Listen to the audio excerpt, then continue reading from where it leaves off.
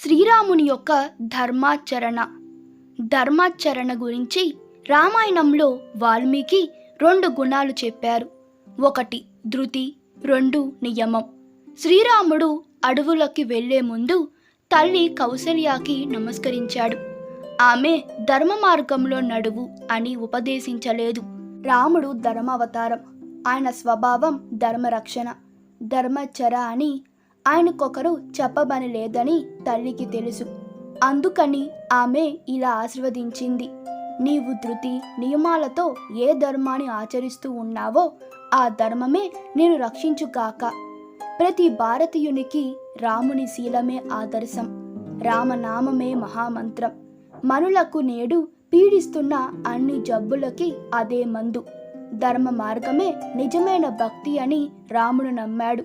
ధర్మం మనకు, మన కుటుంబాలకు, మన సమాజానికి హితకారి అయి ఈశ్వర అనుగ్రహాన్ని ఇస్తుంది. ధర్మాన్ని రక్షిస్తే ధర్మం మనల్ని తప్పకుండా రక్షిస్తుంది. అందుకే రాముడికి సీత కంటే కూడా ధర్మం అంటేనే ఇష్టం. ఇదే ధర్మాన్ని పాటిస్తే మనము దేవుని పట్ల నిజమైన భక్తి కలిగి ఉన్నవారం అవుతాము. శ్రీరాముడు ధర్మనిష్ట గరిష్ఠుడు. ఏ కాలంలోనైనా ఎట్టి పరిస్థితుల్లోనైనా ధర్మలుబ్ధము కాకూడదు అని రాముడు విశ్వసిస్తాడు. దానికి ఉదాహరణ 1. శ్రీరాముడు వనవాసంలో ఉండగా భరత శత్రుఘ్నుల వాళ్ళ తన పితృవియోగ వార్త తెలుసుకొని చింతక్రాంతుడై విలవించి తనకు వివిధ కర్మ అయినటువంటి పితృకర్మ ఆచరణ కొరకు అబద్ధర్మముగా అక్కడ వనవాసంలో లభించినటువంటి కందమూలాదులతో గతించిన తన తండ్రి దశరథునికి శ్రాద్ధము ఆచరించి మందాకిని నది వద్ద పితృదేవతలకు ఉదాక తర్పణాలు ఇచ్చి పితృదేవతలకు సద్గతి కలగచేశాడు. రామాయణంలోని అరణ్యకాండ మనకు ఒక గొప్ప విషయాన్ని చెబుతుంది. సీత వియోగం ఉన్న శ్రీరాముడు ఆమె కోసం వెతుకుతూ నదులను, చెట్లను, పుట్టలను, కొండలను, గుట్టలను, లేలను, కుందేలను ఇలా కనిపించిన చరాచర జీవరాశినంతటిని సీత గురించి ప్రశ్నిస్తాడు. ఆయన స్థితిని చూసి తట్టుకోలేక లేలు యథాశక్తి ప్రయత్నించి ఆయనకు రావణ దుర్మార్గాన్ని గురించి సుత్తించాయంట. పన్నసాల వైపు చూడడం, ఆపై దక్షిణంగా పరిగెత్తడం, ఆగి ఆకాశ వైపు చూసి కంటనీరు పెట్టడం ఇలా చేస్తాయంట.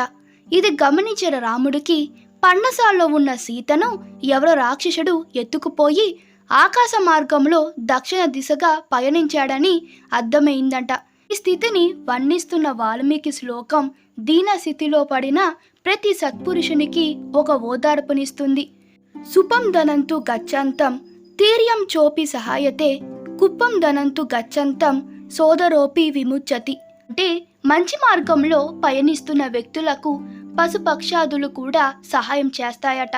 అందుకే రామునికి లేలు, జటాయువు, సంపతి, వానరులు కూడా సహాయం చేశారు. దుర్మార్గంలో నడిచే వ్యక్తిని సోదరుడు కూడా విడిచిపెట్టి వెళ్ళిపోతాడు. రావణాసుని విషయంలో సరిగ్గా అదే జరిగింది. ఇదే వాల్మీకి మహర్షి అరణ్యకాండంలో మానవాళికి చెప్పిన మహా ఉపదేశం. రామాయణం కాలానికే కాదు, ఏ కాలానికైనా ఏ పరిస్థితుల్లోనైనా వర్తించే మాటలివి. అందుకే కొండలున్నంత వరకు, నదులు ప్రవహిస్తున్నంత కాలము రామాయణం ఉంటుందని సృష్టికర్త బ్రహ్మదేవుడు ఉద్ఘటించిన నగ్న సత్యం. ఈ కథ మీకు నచ్చినట్లయితే మీ అభిప్రాయాలు కామెంట్ తెలపండి. Please like, share and subscribe to my channel. Thank you.